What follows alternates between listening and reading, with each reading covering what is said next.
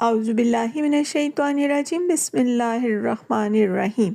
اللہم فقہنا فی الدین، یا اللہ ہمیں دین کی سمجھ بوجھ عطا فرما، آمین یا رب العالمین۔ آج ہم سورہ النساء کا ترجمہ آیت نمبر 43 سے شروع کر رہے ہیں۔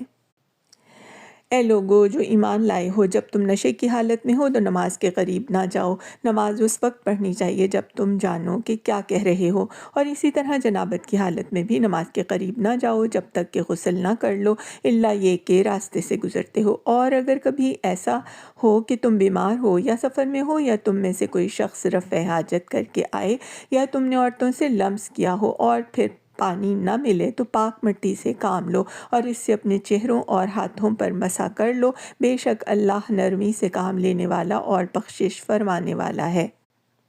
تم نے ان لوگوں کو بھی دیکھا جنہیں کتاب کے علم کا کچھ حصہ دیا گیا ہے، وہ خود ضلالت کے خریدار بنے ہوئے ہیں اور چاہتے ہیں کہ تم بھی راہ گم کر دو۔ اللہ تمہارے دشمنوں کو خوب جانتا ہے اور تمہاری حمایت اور مددگاری کے لیے اللہ ہی کافی ہے۔ جن لوگوں نے یہودیت کا طریقہ اختیار کیا ہے، ان میں سے کچھ لوگ ہیں جو الفاظ کو ان کے محل سے پھیر دیتے ہیں اور دین حق کے خلاف نیش زنی کرنے کے لیے اپنی زبانوں کو توڑ موڑ کر کہتے ہیں سمعنا و اسوینا اور اسما غیر مسمعین اور رائنا،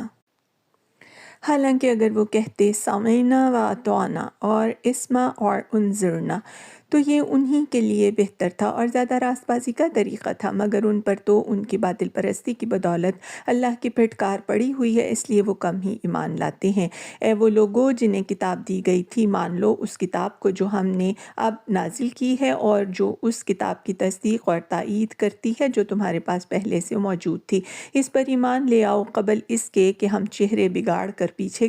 پھیر دیں یا ان کو اسی طرح لعنت زدہ کر دیں جس طرح سبت والوں کے ساتھ ہم نے کیا تھا، اور یاد رکھو کہ اللہ کا حکم نافذ ہو کر رہتا ہے۔ اللہ بس شرک ہی کو معاف نہیں کرتا، اس کے ماں سوا دوسرے جس قدر گناہ ہیں وہ جس کے لیے چاہتا ہے معاف کر دیتا ہے۔ اللہ کے ساتھ جس نے کسی اور کو شریک ٹھہرایا تو اس نے بہت ہی بڑا جھوٹ تصنیف کیا اور بڑے سخت گناہ کی بات کی۔ تم نے ان لوگوں کو بھی دیکھا جو بہت اپنی پاکیزگی نفس کا دم بھرتے ہیں، حالانکہ پاکیزگی تو اللہ ہی جسے چاہتا ہے عطا کرتا ہے،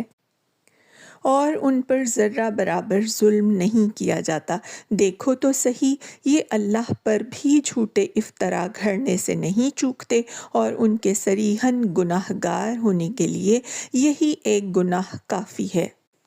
صدق اللہ العظیم، وآخر دعوانا ان الحمد للہ رب العالمین، وسلام علی المرسلین۔